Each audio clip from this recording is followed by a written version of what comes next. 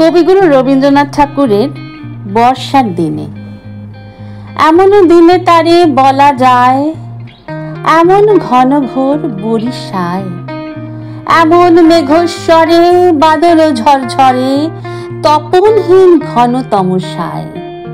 সে কথা শুনিবে না কেহ আর, নিভৃত নির্জন চারিধার। দুজনে মুখোমুখি গভীর দুঃখে দুঃখী, আকাশে জল ঝরে অনিবার। জগতে কেহ যেন নাহি আর, সমাজ সংসার মিছে সব, মিছে এ জীবনের কলরব।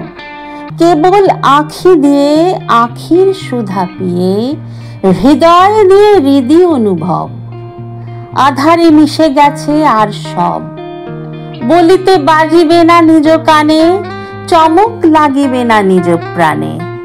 সে কথা আঁখি নিরে মিশিয়া যাবে ধীরে, এ ভরা বাদলের মাঝখানে। সে কথা মিশে যাবে দুটি প্রাণে, তাহাতে এ জগতে ক্ষতি কার? নামাতে পারি যদি মনোভার।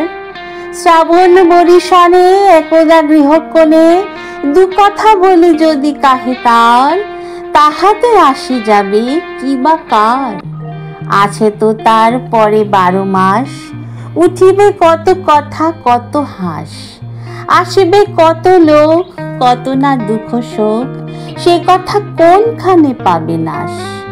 জগৎ চলে যাবে 12 মাস, ব্যাকুল বেগে আজি বহে বায়, বিজুলি থেকে থেকে চমকায়।